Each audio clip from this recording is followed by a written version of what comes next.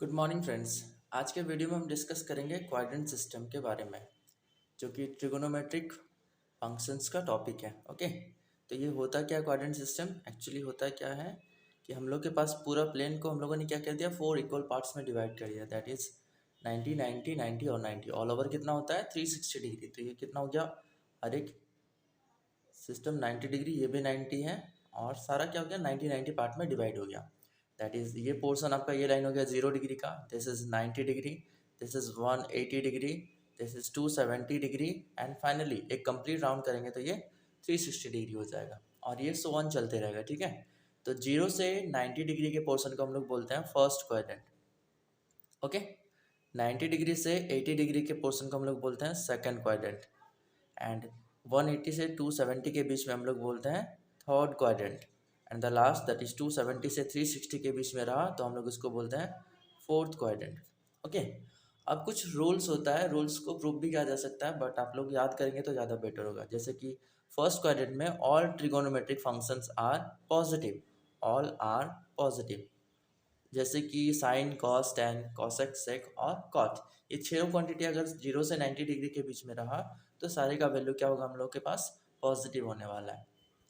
Similarly अगर 90 से 180 के बीच में रहा, दैट इज सेकेंड क्वाड्रेंट में रहा, तो साइन और इसका जस्ट उल्टा दैट इज कॉसेक, साइन और कॉसेक क्या होगा? पॉजिटिव होगा, और रेस्ट ऑल आर नेगेटिव। जैसे कि अगर सेकेंड क्वाड्रेंट में, मतलब सेकेंड क्वाड्रेंट का एंगल में टैन, कॉस, सेक और कॉट कोई भी वैल्यू आता है तो उसका वैल्यू हम लोग के पास नेगेटिव होगा। ठीक है, सिमिलरली थर्ड केस में क्या होता है? थर्ड केस में टैन होता है और कॉट, ये दोनों क्वांटिटी अगर हुआ तो हम लोग का वो पॉजिटिव होता है, and rest all are negative. And fourth quadrant में कौन होता है? फोर्थ क्वाड्रेंट में कॉस और इसका जस्ट उल्टा सेक। अगर कॉस और सेक इस क्वाड्रेंट में रहा तो हम लोग क्या बोलेंगे उसको? Positive, and rest all are negative. Okay, जैसे एग्जांपल के तौर पे अगर हम आपसे पूछे साइन 120 का वैल्यू कितना होगा, ठीक है, तो 120 का वैल्यू क्या होगा ये तो हम लोग अभी पढ़ने वाले हैं, बट वो वैल्यू पॉजिटिव होगा या नेगेटिव होगा वो कैसे पता चलेगा हम लोग को? जैसे कि देखिए ये 120 डिग्री हो गया, तो 120 डिग्री कहाँ पे लाई करेगा? 90 से 180 के बीच में, दैट इज सेकेंड क्वाड्रेंट में। तो सेकेंड क्वाड्रेंट में साइन और कॉसेक पॉजिटिव होता है, दैट इज साइन 120 का वैल्यू भी क्या होगा? पॉजिटिव होगा। ठीक है, अब ये कितना होगा वो अभी हम लोग जस्ट कैलकुलेट करेंगे थोड़ी देर में। अब इसको जस्ट याद करने का एक फॉर्मेट होता है, ऑल स्कूल टू कॉलेज। जैसे फॉर एग्जांपल हम लोग लिख दिए all school to college. All मतलब क्या हो गया? ये इस this is for first quadrant, this is for second quadrant, this is for third quadrant, and this is for fourth quadrant. जैसे ऑल फॉर ऑल पॉजिटिव होता है फर्स्ट क्वाड्रेंट में। स्कूल, स्कूल का आपको एस को लेना है, एस फॉर क्या होता है? साइन, और साइन का उल्टा कौन होता है? कॉसेक। तो साइन और कॉसेक सेकंड क्वाड्रेंट में पॉजिटिव होगा, बाकी are negative. And third quadrant में टी आया, टी मतलब टैन और जस्ट इसका उल्टा कॉट। तो टैन और कॉट थर्ड क्वाड्रेंट में पॉजिटिव होगा, एंड बाकी all are negative. Similarly fourth quadrant में सी आता है, कॉलेज मतलब सी, सी फॉर कॉस और इसका जस्ट उल्टा सेक। कॉस और सेक फोर्थ क्वाड्रेंट में पॉजिटिव होगा, and rest all are negative. Okay, तो ये आप लोग को दिमाग में एनी टाइम रखना चाहिए, और रखना होगा ही बेसिकली, नहीं तो क्वेश्चन सॉल्व तो होगा नहीं। ठीक है, अब हम लोग क्या करते हैं, थोड़ा सा सॉल्व करते हैं। जैसे कि एक स्टेप बताने वाले हैं, एक प्रोसीजर बताने वाले हैं, जिसको हम लोग कन्वर्जन मेथड भी बोलते हैं, ताकि हम लोग क्या कर सके, कोई भी higher degree values more than 90 degree के लिए रहेगा तो हम लोग उसको कैलकुलेट कर सके आसानी से। जैसे बेसिकली देखा जाए तो आपको किसका डिग्री वैल्यू पता रहता है? 0 डिग्री का, 30 डिग्री का, 45 डिग्री का, 60 डिग्री का और 90 डिग्री का। ये हम लोग 10th में ही पढ़े हुए होते हैं, तो इसका वैल्यू हम लोग आसानी से बता सकते हैं, जो कि आपको याद रखना होता है एनी टाइम। ठीक है, ओके, तो एक क्वेश्चन लेते हैं फिलहाल। ये क्वेश्चन क्या है आपके पास? Sine 120 degree. 120 डिग्री का वैल्यू तो हमको याद नहीं है, बट इसको क्या करना पड़ेगा? हम लोग को कैलकुलेट करना पड़ेगा। और ये कैलकुलेट होगा कैसे, तो चलिए देखते हैं। सबसे पहले हम लोग क्या करेंगे, जो भी एंगल होगा उसको 90 के मल्टीपल के फॉर्मेट में आपको लिखना है। जैसे कि आप 120 को क्या कर सकते हैं, हम लोग क्या करते हैं, चलिए यहाँ पे देखते हैं। 120 को आप 90 से डिवाइड किए तो क्या हो गया? This is 90 and this is 30। That is finally हम लोग क्या कर सकते थे, 120 को लिख सकते थे 90 into 1 plus 30 degree, 90 degree into 1 plus 30 degree. Okay, तो ये स्टेप को ध्यान से समझिएगा, क्योंकि अगर ये समझ गए तो आपका आने वाला टाइम में बहुत सारा क्वेश्चन इजीली सॉल्व हो पाएगा। ठीक है, ओके, अब देखिए ये जो नंबर है, जो 90 का मल्टीपल का फॉर्मेट पॉइंट है, मतलब नंबर है, इस नंबर को आपको ध्यान देना है। ये नंबर दो चीज़ हो सकता है, या तो इवन हो सकता है और या तो ऑड हो सकता है। ठीक है, अगर ये नंबर इवन होता है तो आपका जो फंक्शन है वो नो चेंज रहेगा।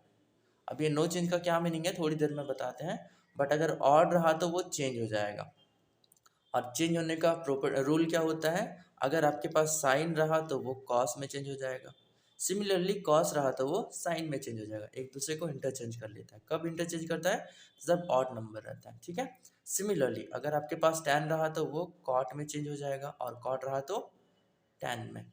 एंड लास्ट वन, सेक रहा तो कॉसेक में, और कॉसेक रहा तो सेक में कन्वर्ट हो जाएगा। लेकिन आपको ध्यान रखना है कब वो चेंज होगा, जब आपके पास ये वाला नंबर 90 इंटू जो भी नंबर आएगा वो क्या होना चाहिए, ऑड होना चाहिए, तब हम लोग का ये रिस्पेक्टिव चेंज हो जाता है। ठीक है, तो चलते हैं अभी प्रेजेंट केस में देखते हैं। प्रेजेंट केस में क्या है, वन है, और वन क्या होता है आपका, ऑड नंबर होता है। दैट इज आपका जो वैल्यू है साइन का, मतलब ट्रिगोनोमेट्री वैल्यू जो था वो क्या हो जाएगा, चेंज हो जाएगा, ऑड नंबर होने से चेंज होता है। तो अभी साइन है, बट साइन किस में चेंज होता है हम लोग का, कॉस में चेंज होता है, तो हम लोगों ने इसको कॉस में कन्वर्ट कर दिया। और एंगल कितना रहेगा, जो भी यहाँ पे एंगल रहता है वो आपको यहाँ पे बस फिल कर देना है। ये हो गया कॉस 30 डिग्री।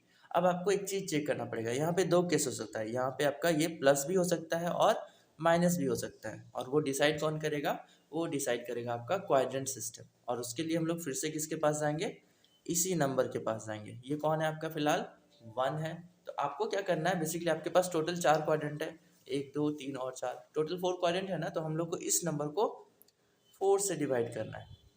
ओके, अब 4 से डिवाइड तो होगा नहीं, तो इसका रिमाइंडर भी कितना बच जाएगा हम लोग का, रिमाइंडर 1 ही बच जाएगा। ओके, अब मेरे अकॉर्डिंग चलेंगे तो एक छोटा सा स्टेप है जिसको आप याद कर लेंगे तो बहुत फ़ायदे में रहेंगे। जैसे फॉर एग्जांपल आपके पास क्वाड्रेंट तो ऐसा ही होता है, तो लाइन का नेमिंग कर देते हैं ताकि आप इजीली आगे वाले क्वेश्चंस को सॉल्व कर पाएँ।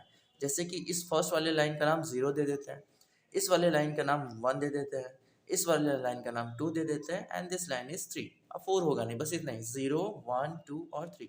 ओके, अब इस नेमिंग का क्या रीज़न है वो देख लेते हैं। हम लोग क्या किए थे, इस नंबर को 4 से डिवाइड किए, तो अभी तो रिमाइंडर कितना आया, 1 आया। तो रिमाइंडर 4 से जब भी डिवाइड करेंगे तो 4 केस हो सकता है, या तो 0 रिमाइंडर आएगा, या तो 1 आएगा, या तो 2 आएगा, या तो 3 आएगा।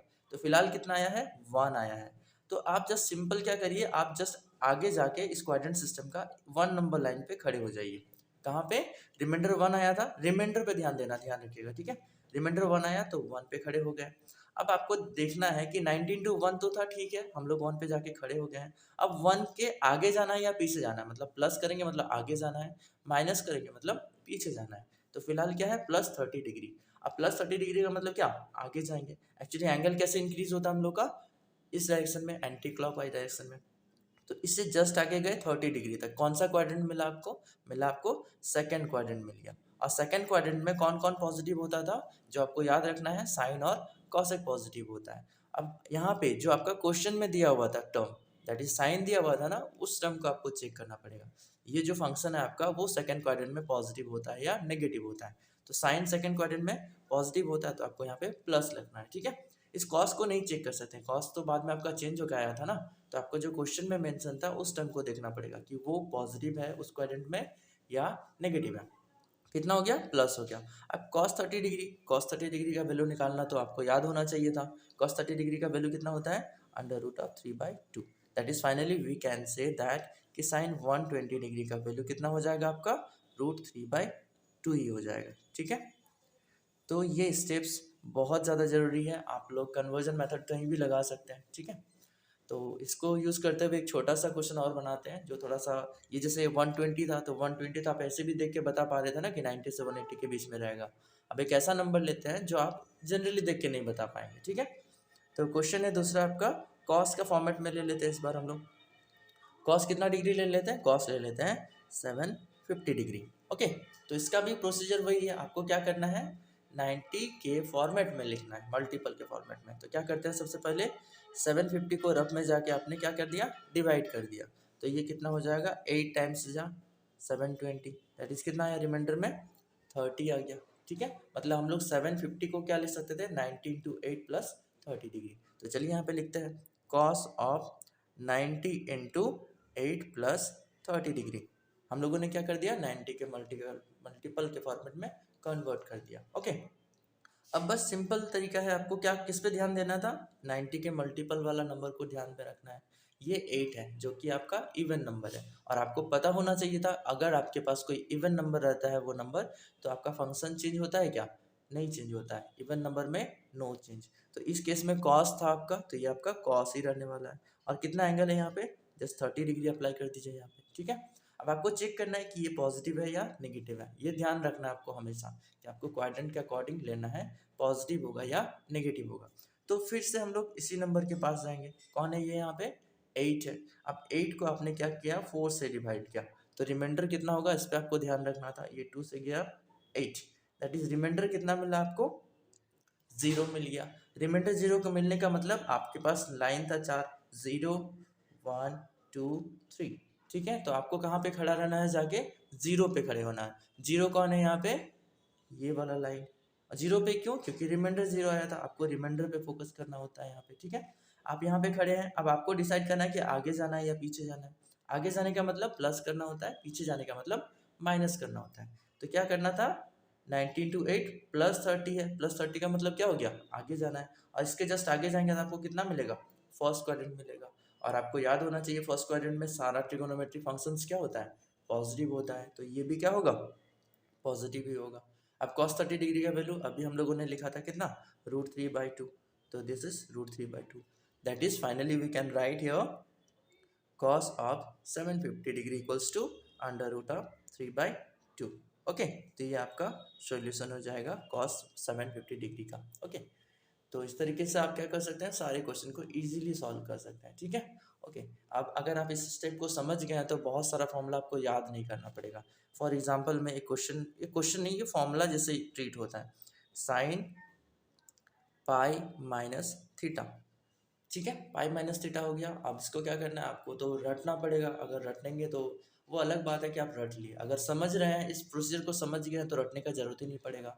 जैसे कि आपको पता है कि पाई रेडियन का वैल्यू कितना होता है, 180 डिग्री होता है, that is we can write that here sine of π/2 × 2 minus theta. अब ये π/2 × 2 लिखने के पीछे का रीज़न क्या है, ताकि ये देखिए π/2 2 कैंसिल होकर फिर से पाई बन जाएगा, बट π/2 में कन्वर्ट करने का रीज़न ये है ताकि आप 90 इंटू समथिंग के फॉर्मेट में लिखना होता है आपको। जैसे यहाँ पे लिखे था ना 90 × 8, तो यहाँ पे कितना हो गया, 90 × 2 बन गया।